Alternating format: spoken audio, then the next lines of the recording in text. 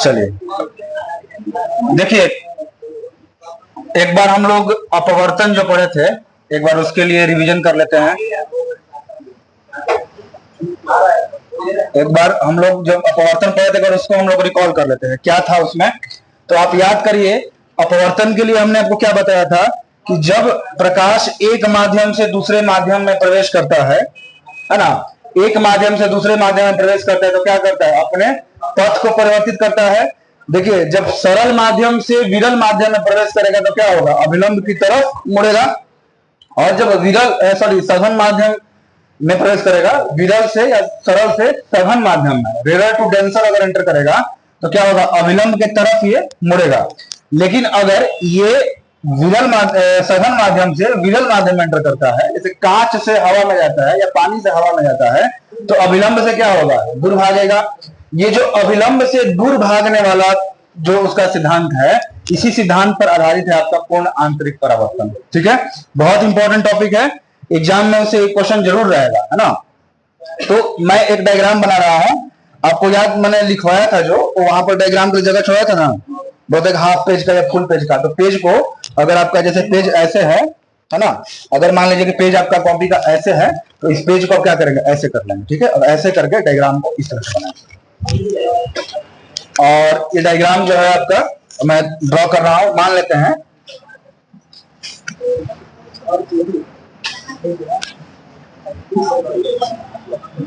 ये कोई सघन माध्यम हो गया,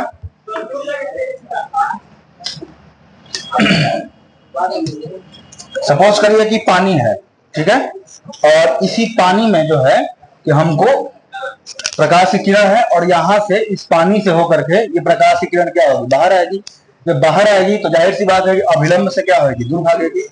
आप सपोज करिए कि यहां पर सोर्स है आपका, जो सोर्स है लाइट का, वो सोर्स यहां पर रखा गया है। और इस सोर्स से मैं किस कलर का लाइट ले लूं जो सब पे दिखे, पिंक ले लो, पिंक, रेड सही रहेगा, हाँ बिल्कुल। अब यहां पर मान लीजिए कि आपका सोर्स है, और इस सोर्स से लाइट जो है निकल रहा है,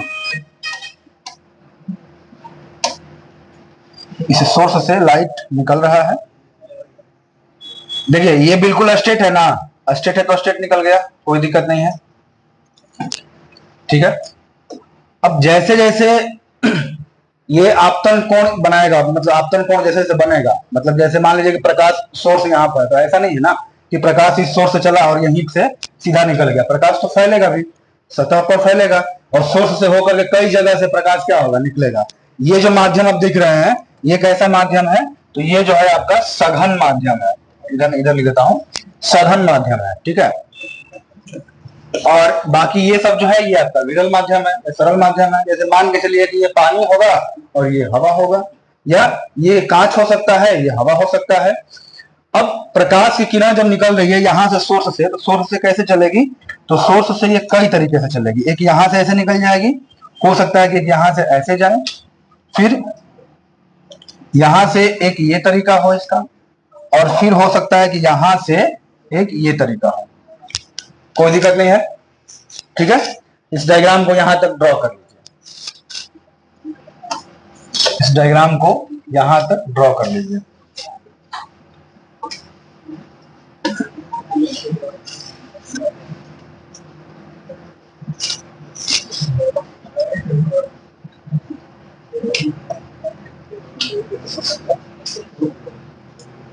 आवाज नहीं करोगे भाई,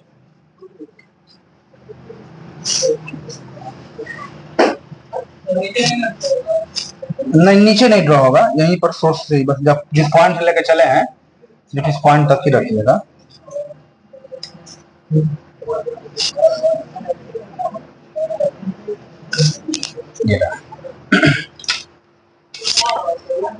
ठीक है, अब जिस जिस पॉइंट से होकर लाइट निकल रही है ना, जहां जहां आपतित हो रही है, यहां पर अभिलंब होगा। एक इस जगह पर भी अभिलंब हो सकता है, यहां पर भी अभिलंब हो सकता है, और एक अभिलंब मैं मान के चल रहा हूं, ये थोड़ा सा ज्यादा ही बड़ा हो गया, मैं इसको छोटा कर लूं, तो जगह कहां बच रहा है।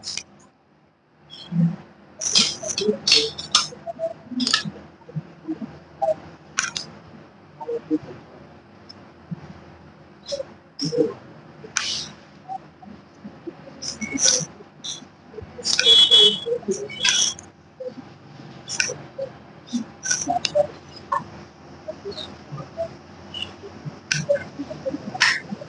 है,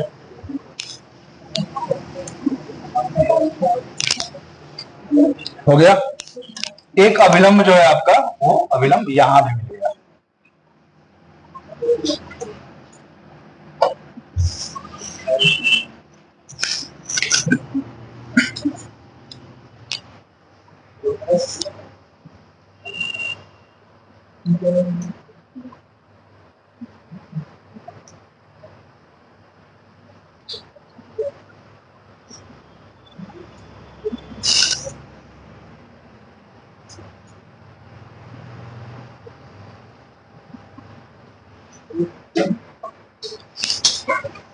ठीक है,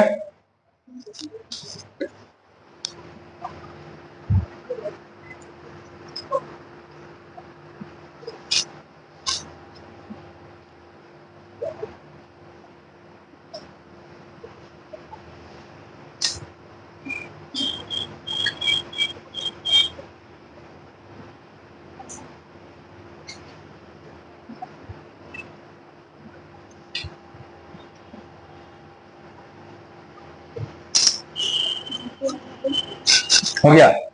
देखिए मैंने क्या बताया था कि जब प्रकाश सघन माध्यम से विरल माध्यम की तरफ अपवर्तित होगा जाएगा तो ये अपना पथ चेंज करेगा, लेकिन इसका पथ चेंज करने का डायरेक्शन क्या होगा, तो ये अभिलंब से दूर भागेगा। यही ना बताया गया था। अब जब अभिलंब से दूर भाग रहा है तो आप देखिए जरा सा कि ये प्रकाश की किरण जो सीधा निकली है और सीधा निकली है तो ये तो ऐसे चली जाएगी, कोई दिक्कत नहीं है। ठीक है, अभिलंब के अकॉर्डिंग ही चली गई, कोई समस्या नहीं है। ओके, क्योंकि इसका एंगल मतलब ऐसा बना इंसिडेंस का कि ये अभिलंब से दूर नहीं भागी। अब यहां से देखिए तिरछा पड़ रहा है, प्रकाश का किरण यहां से निकला और ये तिरछा पड़ा। ये वाला मान के चलिए कि आपका एंगल ऑफ इंसिडेंस है ना, आपतन कोण है। अब यहां से इसका पथ तो जरूर इसके सीधा होना चाहिए था, लेकिन अब ये पथ जब बाहर निकलेगा तो ये पथ वैसे ना होकर के ये पथ क्या होगा, थोड़ा सा मुड़ेगा। ठीक है, अब ये पथ सीधा है क्या, बिल्कुल सीधा नहीं है। यहां पर ये पथ ऐसे गया एंगल ऑफ इंसिडेंस, और यहां पर क्या हो गया, एंगल ऑफ रिफ्रैक्शन, मतलब अपवर्तन कोण। कोई दिक्कत नहीं है। अब ये देखिए मैंने सिर्फ 4 प्रकाश की किरण ली है, लेकिन यहां पर सिर्फ 4 ही तो नहीं है ना, बहुत सारे हैं। अब यहां से यहां के गैप में अच्छी खासी रे की मतलब किरण की क्वांटिटी है, लेकिन उस बाकी को इग्नोर किया हमने। अब इसके बाद एक दूसरा वाला देख रहे हैं कि उसके साथ क्या हो रहा है। तो सपोज करिए कि ये जब यहां पर गया, अब इसका अपवर्तन जब हुआ तो इतना तगड़ा वाला अपवर्तन हुआ कि ये अपवर्तन के बाद जो किरण है, ये किरण आपकी यहां पर ना जाकर के ये किरण यहां से ऐसे ही, ये किरण जो है इस पथ पर आपकी चली आती है। क्या ये मुड़ा है कि नहीं मुड़ा है, ये भी मुड़ा है, लेकिन यहां एक नया चीज देखने को मिला कि जो मुड़ा ये कितना एंगल बनाया है, 90 डिग्री। तो जिस कोण पर यहां पर जो कोण बना है, इस कोण को हम कहेंगे कि ये क्रिटिकल एंगल है, क्रांतिक कोण है। यहां पर क्रांतिक कोण कहने का मतलब क्या है कि यहीं से बदलाव शुरू हुआ। अब यहां के बाद जब अब ये वाला रे अपवर्तन करेगा तो कुछ अलग काम होगा इसमें, है ना। हो क्या रहा है कि यहां पर तो जितना आपतन कोण उतना परावर्तन कोण निकल गई, अपवर्तन कोण निकल गई।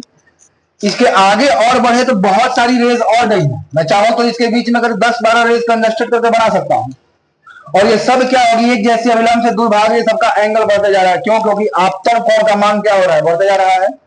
जैसे जैसे आपतन कोण का मान बढ़ेगा वैसे वैसे इधर वाले कोण का मान भी क्या होगा, बढ़ेगा। तो यहां पर भी हम देख पा रहे हैं कि आपतन कोण का मान बदला है, बढ़ा है, तो यहां पर भी बढ़ा है। दूरभागी है तो दूरभागी है तो कुछ ज्यादा भागी है। ठीक है, यहां पर अब फिर इनके और इनके बीच में ऐसी बहुत सारी किरणें आई हैं जिनके बीच में ऐसी घटना हुई है जो यहां पर हुई। इसके बाद एक ऐसी किरण आई है जो जिसका कोण जो यहां पर बना हुआ है, उस कोण पर अगर हम लोगों ने आपतित किया किरण को, तो उसके बाद कोण क्या हो गई, मुड़ी, और इतना मुड़ गई कि 90 डिग्री कोण बना करके ये उस पृष्ठ के सरफेस से होकर चली गई। आ रहा समझ में। अब ये उस पृष्ठ के सरफेस से होकर चले गए, इस कोण को नाम दिया क्रांतिक कोण। क्रांतिक कोण जहां भी किसी भी चीज में क्रांतिक आ जाए, इसका मतलब समझिए उसके बाद बदलाव हो रहा है। ठीक है, बदलाव हो रहा है का मतलब क्या है कि अब इसके बाद ही जो ये वाली जो किरण है ये भी तो आपतित हुई है, मतलब यहां पर भी जो किरण आई है ये किरण अब इसके बाद जो किरण चलेगी ये किरण वापस बाउंस बैक हो जाएगी इसी मीडियम में, ये बाहर निकल ही नहीं पाएगी। आगे बस में यहां पर जब किरण जब क्रांतिक कोण पर क्या हुआ, ये इस पथ पर गया 90 डिग्री का अभिलंब से कोण बना दिया नॉर्मल से। अब इसके बाद जब इसमें रिफ्लेक्शन करवाना है तो ये वाला जो कोण हुआ जिस कोण पर यह आपतित हुआ किरण, उसके बाद ये किरण बाहर निकली ही नहीं, ये वापस बाउंस बैक कर गई, वापस मुड़ गई कहां पर, जिस माध्यम से चल के आई थी उसी माध्यम में। यही जो मुड़ गई है इसीलिए इसको क्या कहते हैं, अंदर ही मुड़ी है ना। ये घटना भीतर भीतर हुआ है, भीतर भीतर हुआ है तो क्या हो जाएगा, आंतरिक। अंदर अंदर हो गया, सारा खेल अंदर अंदर हो गया, तो ये क्या हो गया, ये आंतरिक हो गया। पूर्ण रूप से हो गया तो पूर्ण हो गया, और परावर्तन ही तो हुआ है, करवा रहे हैं अपवर्तन, क्या हो गया। ठीक है, तो ये जो घटना है इसी घटना को हम लोग कहते हैं क्या, पूर्ण आंतरिक परावर्तन। मैंने डिफिनेशन जब लिखवाया था, एक बार मैं पढ़ दे रहा हूं, तो क्या लिखवाया था, जब प्रकाश की किरण सघन माध्यम से विरल माध्यम में गति करती है तब यह अविलंब से दूर भागती है। हम लोग देख लिए पहले दूर भाग रही है। यदि आपतन कोण का मान बढ़ता है तो परावर्तन कोण का मान भी बढ़ेगा। ठीक है, यहां अपवर्तन होना चाहिए, का मान भी बढ़ेगा। इस प्रकार कोण का एक ऐसा अवस्था आएगा जब अपवर्तन कोण अभिलंब के साथ 90 डिग्री का कोण बनाएगा। इस आपतित आपतन कोण को, यहां पर जो आपतन कोण है, इस आपतन कोण को हम लोग क्या कहते हैं, क्रांतिक कोण। कहीं आईसी भी लिखता है ना, आईसी से भी लिखा जा सकता है, ये भी मान्य है, और थीटा सी लिखा जाएगा, ये भी मान्य है, कोई दिक्कत नहीं है। इसको हम लोग क्या बोलेंगे, क्रांतिक कोण बोलेंगे। यदि कोण को इसी प्रकार हम लोग और बढ़ाते हैं तो किरण क्या हो जाएगी, किरण वापस उसी माध्यम में लौट आएगी, ये बाहर नहीं जाएगी। इसी घटना को हम लोग क्या कहते हैं, पूर्ण आंतरिक परावर्तन।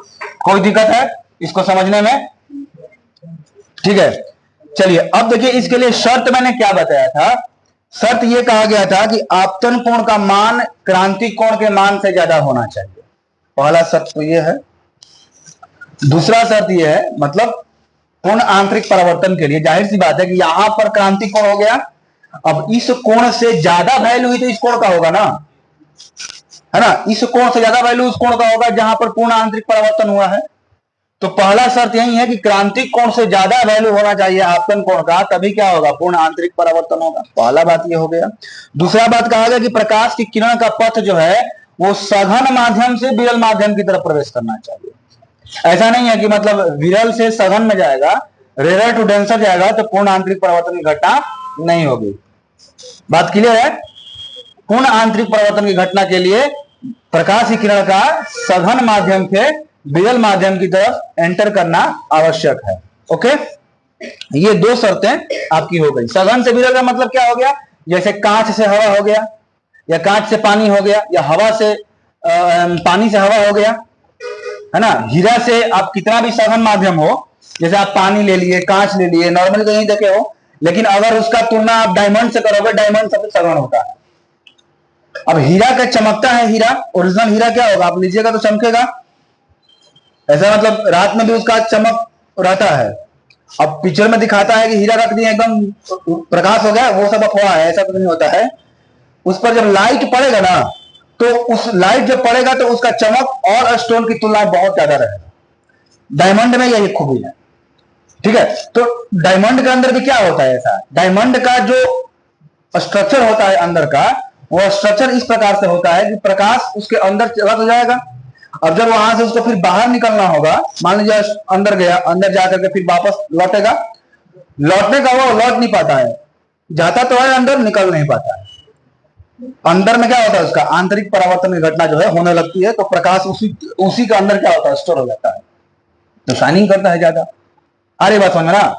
तो यहां पर एक चीज और है कि हमने कहा था क्रांतिक कोण और अपवर्तनांक में संबंध। डायग्राम में क्लियर हो गया? डायग्राम में कोई दिक्कत है क्या? नहीं है। चलिए इस वाले एंगल का भी नाम दे दीजिए, ये एंगल हो जाएगा आई, इस वाले एंगल का भी नाम हम दे देते हैं, ये हो जाएगा आई और ये हो जाएगा आर। अच्छा, एक चीज और ध्यान रखिएगा, मतलब आगे आपको मिल जाएगा। जैसे मान लीजिए कि कभी प्रकाश के किरण को किसी दो सतह से, सेम रेज को दो सतह से निकलना पड़ा, तो यहां पर इसका नाम दे दिया आपतन कोण, अंदर में नाम दे दिया अपवर्तित कोण, है ना। तो फिर उसके बाहर निकलेगा तो उसको नाम देते हैं निर्गत कोण, इमर्जेंट रे, है ना।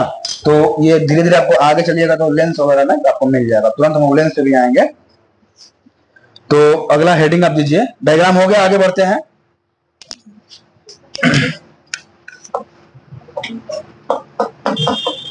क्रांतिक कोण एवं अपवर्तनांक में संबंध।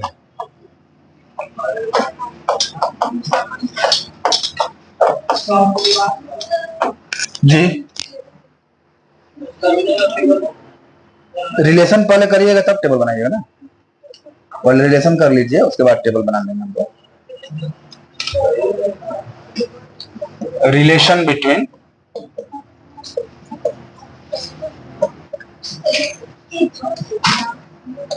Critical angle and refractive index.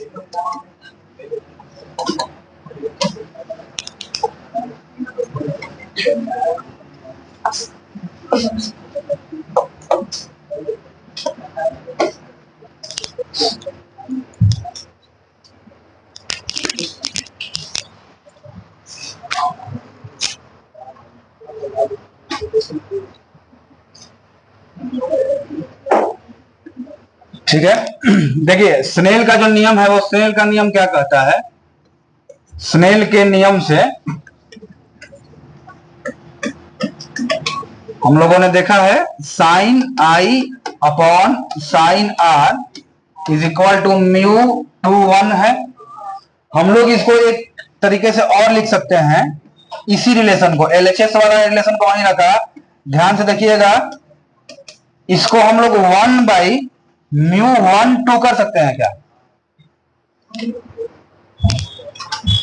हमने क्या किया है, हमने यहां पर इसका मतलब क्या हो गया कि सेकेंड माध्यम का पहले माध्यम के सापेक्ष क्या है, अपवर्तनांक है।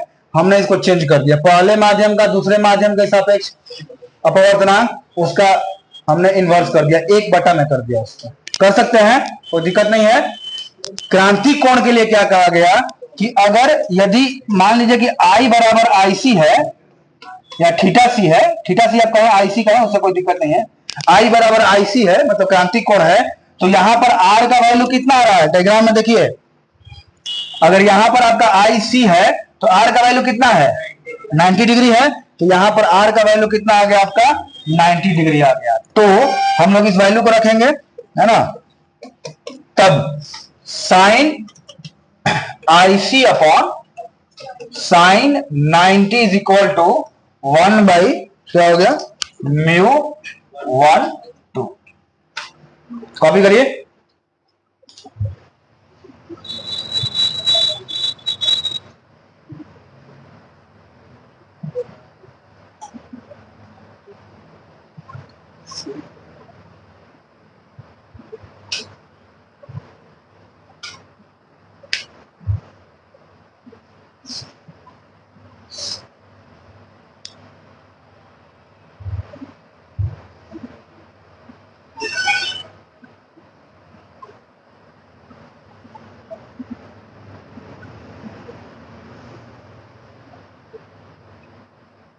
कॉपी हो गया।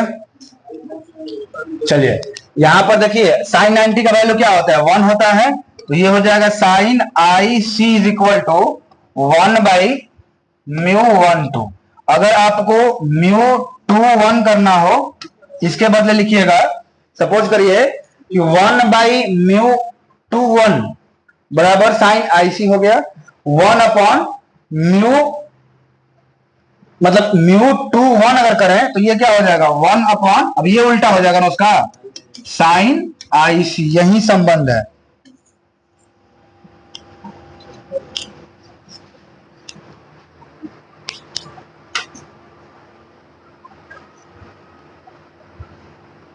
गर्मी बहुत ज्यादा है ना, एकदम चू रहा है पसीना। उधर कहा है बंद करो। सब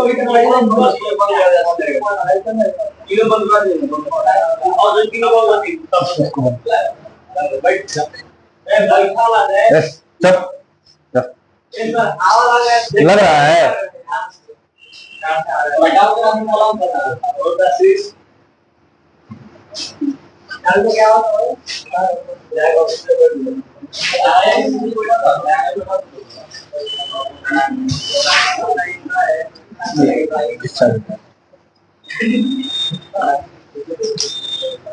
ठीक है, कोई बात नहीं, 5 मिनट और बचा है, उसके बाद आपको घर जाना है। 13 मिनट है। मतलब ये क्या है?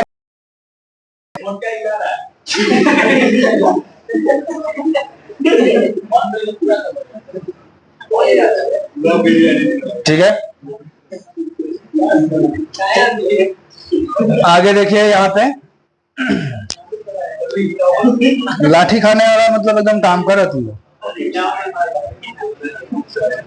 भुलवा दिया मैं क्या बोल रहा था, वो नहीं। हाँ, लिखेंगे यदि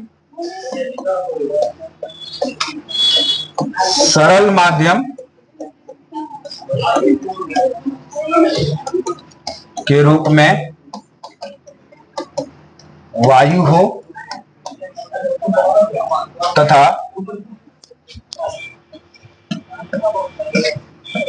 सघन माध्यम के रूप में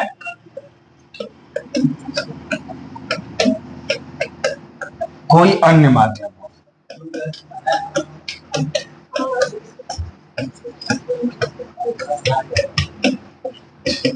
तब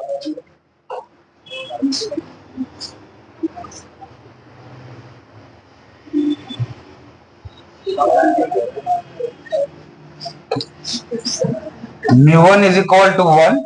μ1 क्या है? μ1 जो है वायु के लिए है, एवं μ2 इज इक्वल टू μ, मान लेते हैं ऐसा है।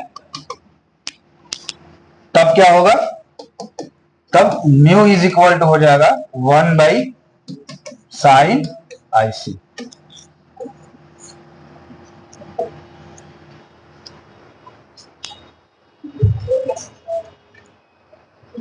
ठीक है,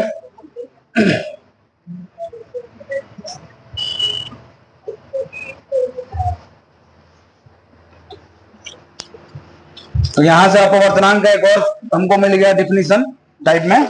क्या मिला? किसी माध्यम का अपवर्तनांक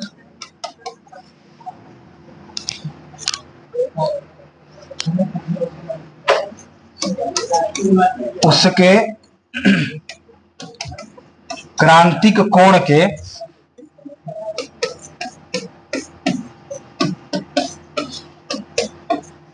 जाके उल्टा या व्युत्क्रम कर देंगे।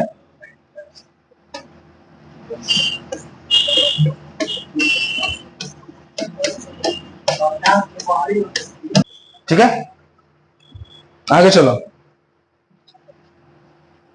एक टेबल कहते बनाने के लिए टेबल बनाइए।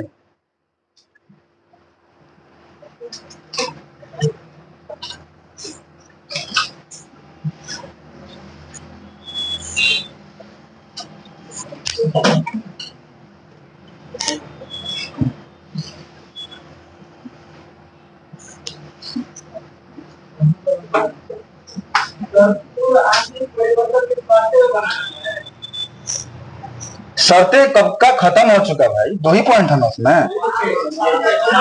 एक मिनट, वहां पर जो जगह छुड़वाए थे, तो वो जगह छुड़वाए थे इस डेरिवेशन के लिए, कहे थे छोटा सा डेरिवेशन है।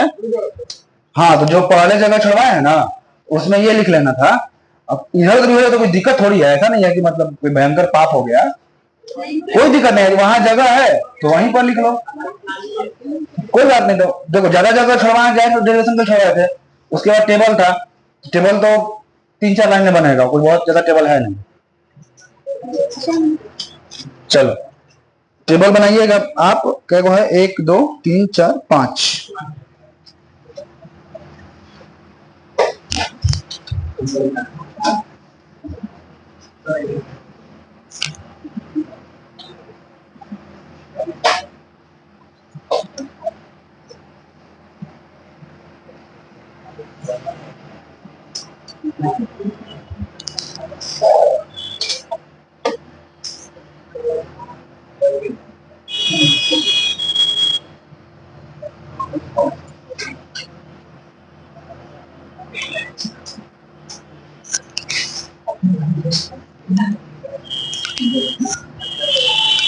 यहां पर हो जाएगा पदार्थ, कौन सा पदार्थ है, यहां हो जाएगा उसका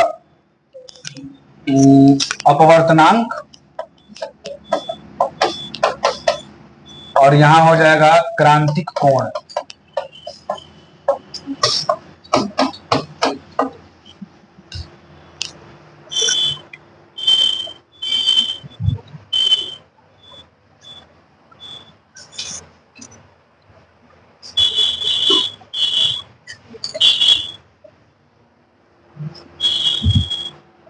इसमें हो जाएगा आपका वाटर,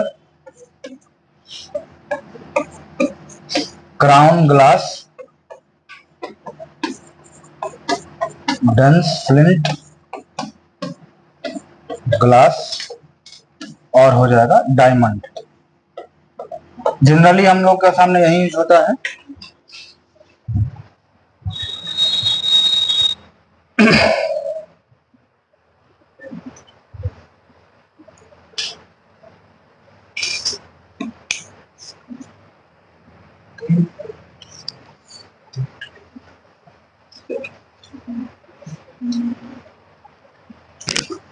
ठीक है,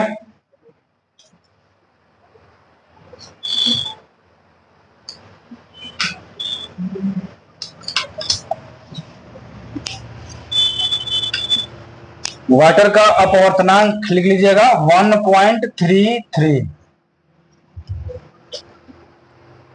और क्रांतिक कोण में लिखिएगा 48.75 डिग्री।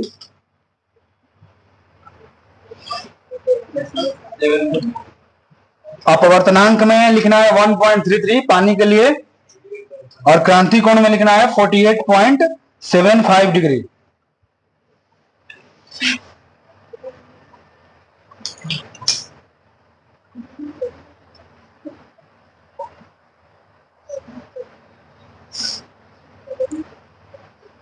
क्राउन ग्लास में लिखिएगा अपवर्तनांक 1.52, और क्रांतिक कोण लिखिएगा 41.14 डिग्री। 41.14 डिग्री, यहां पर 48.75 डिग्री, यहां पर 41.14 बोले ना डिग्री, और इसमें क्या बोले 1.52।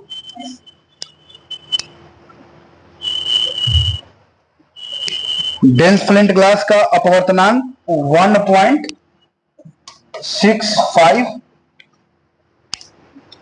और क्रांतिक कोण हो जाएगा 37.71 डिग्री।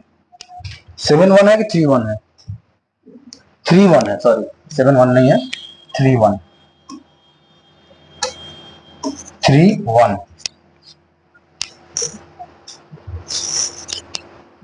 डायमंड का अपवर्तनांक 2.42, डायमंड का पूछा जाता है कभी कभी, डायमंड का आ जाता है, और क्रांतिक कोण 24.41।